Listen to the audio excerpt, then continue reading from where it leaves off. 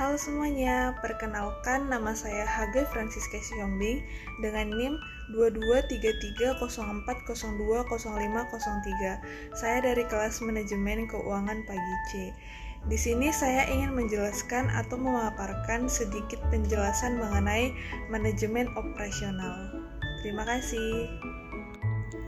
Manajemen operasional adalah proses perencanaan, pengorganisasian, dan pengawasan kegiatan operasional sebuah organisasi untuk mencapai efisiensi dan efektivitas dalam penggunaan sumber daya.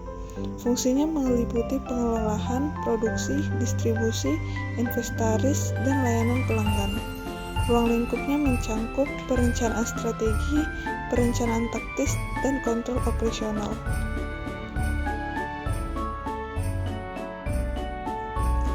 Pengertian supply chain management. Supply chain management merupakan suatu perluasan dari logistik manajemen di perusahaan.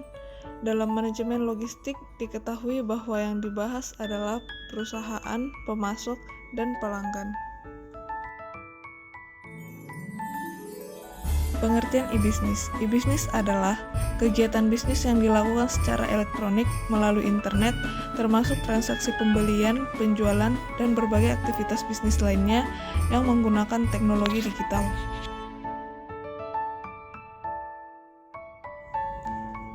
Pengertian strategi operasional. Strategi operasional merupakan turunan dari strategi perusahaan yang menjabarkan strategi secara keseluruhan dari visi dan misi perusahaan.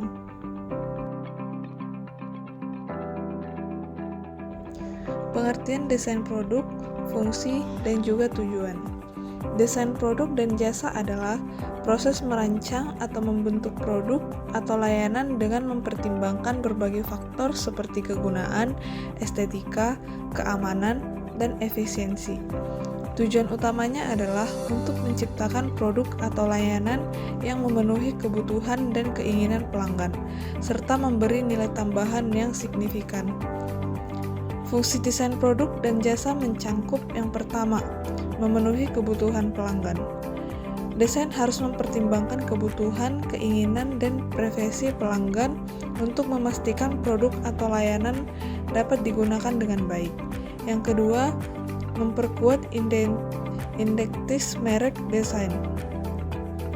Dapat membantu memperkuat identitas desain dengan mencerminkan nilai, gaya, dan karakteristik merek tersebut. Yang ketiga, meningkatkan fungsionalisasi desain, harus memastikan bahwa produk atau layanan berfungsi dengan baik dan efisien serta mudah digunakan oleh pengguna. Yang keempat, meningkatkan daya saing. Desain yang baik dapat menjadi keunggulan kompetitif dengan menawarkan fitur yang unik, performa yang lebih baik, atau mengandalkan pengguna yang lebih baik dibandingkan pendesain. Tujuan desain produk dan jasa adalah untuk menciptakan solusi yang memenuhi kebutuhan pelanggan, menghasilkan nilai tambah, dan memberikan keunggulan kompetitif bagi perusahaan yang menghasilkannya.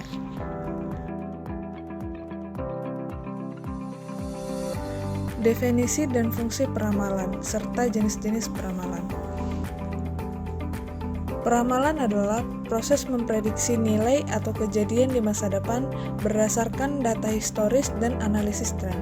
Fungsi peramalan adalah membantu organisasi atau individu membuat keputusan yang lebih baik dengan memperkirakan apa yang mungkin terjadi di masa depan sehingga memungkinkan perencanaan yang lebih efektif dan pengelolaan risiko yang lebih baik. Terdapat beberapa jenis peramalan, yaitu yang pertama, peramalan kuantitatif, yang kedua peramalan kualitatif, yang ketiga peramalan jangka pendek, menengah, dan panjang, yang keempat peramalan kualitatif time series, yang kelima peramalan kualitatif regresi, dan yang terakhir peramalan kualitatif planning group diskusi.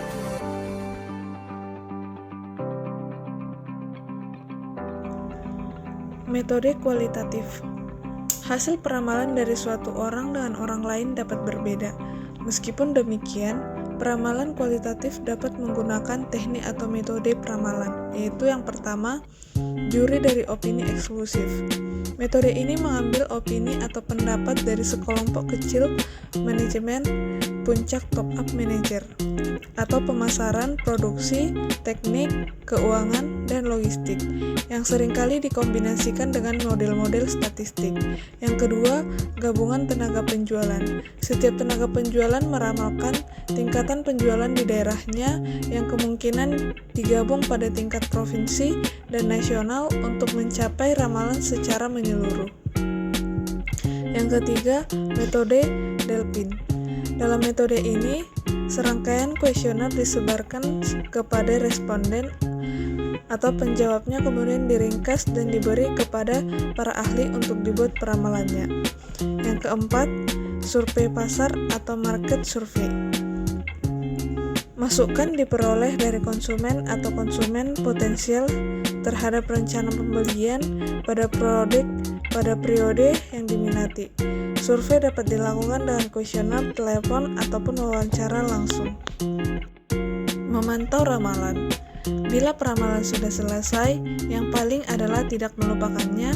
Sangat jarang manajer yang ingin mengingat bila hasil ramalan mereka sangat tidak akurat. Tetapi perusahaan perlu menentukan mengapa permintaan aktual atau variabel yang diuji secara signifikan berbeda dari yang diproyeksikan.